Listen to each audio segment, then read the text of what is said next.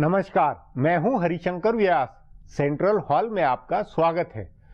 अरविंद केजरीवाल बतौर मुख्यमंत्री 1 साल पूरा करने वाले हैं। एक छोटे से आधे अधूरे राज्य के मुख्यमंत्री के नाते पिछले 1 साल में अरविंद केजरीवाल ने जो कुछ किया है उसके राष्ट्रीय राजनीति में कई मतलब है। संदेह नहीं कि केजरीवाल ने 1 वर्ष में खूब सुर्खियां बटोरी, मुख्यमंत्री पद और सरकार का सुख लिया, ठसका बताया तो सिस्टम से लड़ते हुए अपनी आंदोलनकारी व्यवस्था विरोधी इमेज भी बनाई। कोई माने या न माने, अरविंद केजरीवाल ने शातिरता से अपने को प्रधानमंत्री नरेंद्र मोदी के आगे पोजीशन किया हुआ है। नरेंद्र मोदी के तमाम विरोधियों में उन्होंने ये धारणा बनवा दी है कि वे उनसे भिड़ने में समर्थ है। वे मोदी सरकार को घेरने के मुद्दों को धार देने और विपक्षी एकजुटता के परोक्ष संगठन करता भी है। बावजूद इसके केजरीवाल का 1 वर्ष का राज दिल्ली की बदहाली है। 1 वर्ष के राजकाज से साफ जाहिर हुआ कि शीला दीक्षित ने दिल्ली को विकास की जो पहचान दी थी वह खत्म है। अब विकास पर नहीं, मरम्मत पर झुग्गी झोपड़ियों की सरकार को चिंता है। 1 साल के लक्षण अगले 4 साल में दिल्ली को बदसूरत बनवा देने के हैं। अरविंद केजरीवाल और उनकी सरकार का ध्यान सिर्फ और सिर्फ अपने उन वोटों को पटाए रखने पर है जिससे उनकी सत्ता स्थायी बने। विकास से दिल्ली को अच्छा बनाकर अपने प्रति पुण्यता पैदा करें, इसके अवसर और साधन सब केजरीवाल के पास है, लेकिन उनकी फितरत वैसी नहीं है। आज इस पर चर्चा है। इस पर चर्चा के लिए आज मेरे साथ वरिष्ठ पत्रकार नीरजा चौधरी है।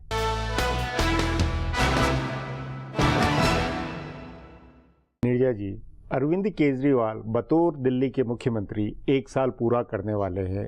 उस 1 साल की आप पर क्या छाप छूटी? अरविंद केजरीवाल की 1 साल की छाप है कि बहुत ही उस्ताद पॉलिटिशियन है और पार्टीज की तरह ही है। आम आदमी पार्टी में भी शेड बेटर है जी।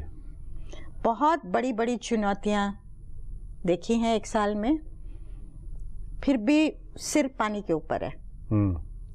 और ये देखने लायक चीज होगी कि अगर पंजाब में कैप्टन अमरिंदर सिंह कह रहे हैं कि हमारी लड़ाई भाजपा और अकाली दल से नहीं, आम आदमी पार्टी से होने वाली है, तो ये तो कुछ कहता है नहीं। ये आगे की अपन राजनीति नहीं, लेकिन आपने कहा कि बहुत चुनौतियां देखी। क्या चुनौतियां थी जिसके अंदर ये उस्तादी के साथ काम कर गए? काम कहाँ किया? दिल्ली में क्या छाप छूटी?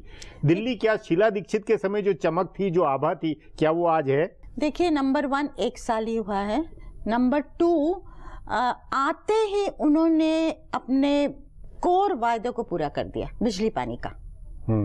तो सिग्नल गया जो बस्तियों में आम आदमी के पास, वो ये था कि इन्होंने वादा निभाया। नहीं, देखिए, या फिर एक वो दिल्ली के मुख्यमंत्री है, अपने वोट के झुग्गी झोपड़ी वाले नहीं है, जहां की पानी और बिजली का करवाया। पूरी दिल्ली को अगर देखा जाए, इतनी बड़ी आबादी, तो दिल्ली एक राजधानी महानगर के नाते क्या पूरा केयर किया या क्या? मतलब देखिए, मैं फिर कहूंगी कि उनकी कई खामियां हैं जिन पे हम आएंगे, लेकिन ये जो पहले सप्ताहों में ये कर देना, जो जिस बेसिस पे वो पावर में आए और उसको पूरा कर देना, उस पर तुरंत वादा निभाया तो एक सिग्नल गया कि ये सीरियस हैं डिलीवरी पे।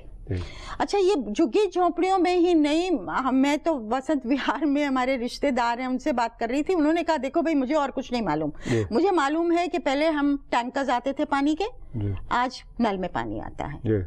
तो मेरा समर्थन है, मैं उसको मौका दूंगा और भी। दूसरी बात है, शुरुआत वहां से हुई साल की और अंत हुआ ऑड इवन से। अच्छा, ऑड इवन ने भी जिस तरह से दिल्ली का इमेजिनेशन कैप्चर किया, सब लोग त्रस्त हैं इससे। हम लोग हर सीजन जो विंटर का है बीमार होते हैं हर परिवार में, और हालांकि कितना पोल्यूशन कम हुआ, कुछ तो फर्क पड़ा। और ट्रैफिक जो कंजेस्ट होता था, इतने घंटों हम लगाते थे, वो ईज आउट हुआ। और सिग्नल आज अगर आप मिडिल क्लास, जो कि अरविंद केजरीवाल को इतना नहीं मानती जितना मानती थी पहले, वो भी कह रहे हैं कि अच्छा किया, ये दोबारा करना चाहिए। तो बीच में जो घमासान हुए, और ये आप जो कह रहे हैं ना, शीला दीक्षित ने जो 15 साल में किया, एक छाप छोड़ी, मेट्रो आया, कई चीजें उन्होंने की, हाँ, मुझे लगता है इनको टाइम देना चाहिए। जहाँ ये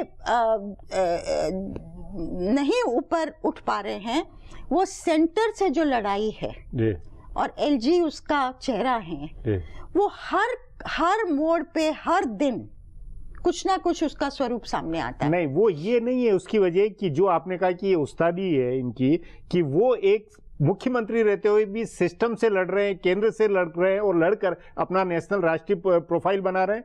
ये एक सोची विचारी रणनीति है। बिल्कुल होगी सोची विचारी रणनीति, क्योंकि वो आए ही पॉलिटिक्स में हैं, पॉलिटिक्स करना चाहते हैं, दिल्ली की पॉलिटिक्स से संतुष्ट नहीं होंगे। दिल्ली तो आदि स्टेट नहीं, ये संतुष्ट होने का नहीं, ये कि एक मीडिया भी या समीक्षक भी, राजनीतिक जमात भी वो मानती है कि नरेंद्र मोदी से अगर लड़ने का किसी में दम है तो अरविंद केजरीवाल में, और उसी अनुरूप उन्होंने अपने आप को प्रोजेक्ट किया। जिस तरह के बयान दिए, जिस तरह की बातें कही, बनारस में कोशिश भी थी। नहीं, उसके बाद मुख्यमंत्री के नाते भी अब मैं उतना इस समय नहीं कहूंगी कि सिर्फ उनमें ही क्षमता है, ये अर्ली डेज हैं कि नरेंद्र मोदी को टेक ऑन करना अरविंद केजरीवाल इस समय, मतलब वो मतलब अपने आप को आगे तो कर रहे हैं। हाँ। बिल्कुल हो सकता है कि वो नरेंद्र मोदी को टेक ऑन कर रहे हैं और चेहरा बन रहे हैं कि ये आदमी इनसे भिड़ सकता है, लड़ सकता है। और जिस तरह से आप देखिए इनके प्रिंसिपल सेक्रेटरी को रेड हुए, राजेंद्र कुमार को, और कुछ घंटों जो होता है सारा मोड़ दे दिया डीडीसीए की तरफ जी। मतलब ये है ना, मैं कह रही हूँ जो उस्तादी है जी, जी। और मीडिया का ध्यान सब उस तरफ चला गया। तो ऐसा नहीं है कि इनके सीनियर नेता पकड़े नहीं गए, इतने आरोपों में घिरे रहे हैं जी। जो इनके मिनिस्टर्स रहे हैं, फिर भी कहीं ना कहीं ये कहना ठीक नहीं होगा कि अरविंद केजरीवाल दिल्ली में अब लोकप्रिय नहीं है। कुछ ग्राउंड लूज किया है, लेकिन एक तबका है दिल्ली का जो अभी भी उनको आशा की नजरों से देखता है कि कुछ करेंगे। नहीं, आशा की वो ये इसको सब कुछ चुनावी परिप्रेक्ष्य छोड़े तो कुल मिला के जो गवर्नेंस का इशू है, राजकाज का, जिसके आधार पर आगे की कसौटी भी होगी कि वो बतौर प्रशासक, उसके नाते वो एक आंदोलनकारी लड़ाकू वो सब है, लेकिन बतौर प्रशासक छाप छोटी है। प्रशासक के नाते आपको झुकना भी पड़ेगा, ह्यूमिलिटी भी होनी पड़ेगी, कड़वे घूंट भी पीने पड़ेंगे और रीच आउट भी करना पड़ेगा सेंटर को साथ लेके कैसे किया जाए। अब वो कहेंगे कि हमने तो ट्राई किया, प्रधानमंत्री से भी मिले, गृह मंत्री से भी मिले, पर वो एडिक्वेट नहीं है। और दूसरी तरफ से भी ऐसा नहीं कि आसान किया गया है उनका रास्ता, बिल्कुल भी। मैं तो ये कहती हूँ, अगर मान लीजिए हाइपोथेटिकली दिल्ली में बीजेपी की सरकार होती तो क्या बीजेपी और एलजी इस तरह से बिहेव करते? नहीं करते।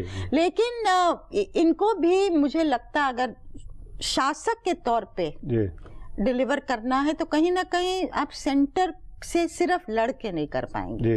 जी। तो वो सबको साथ लेके चलना, उन लोगों को साथ लेके चलना जो आपसे डिसएग्री करते हैं। जी। मैं मानती हूँ उनके जो वीक पॉइंट है ना, उसमें वो भी है अरविंद केजरीवाल। उनके बहुत ही दबंग आदमी हैं, बहुत ही रिस्क लेते हैं, लेकिन व्यक्तिवादी और छोटे मन के भी है।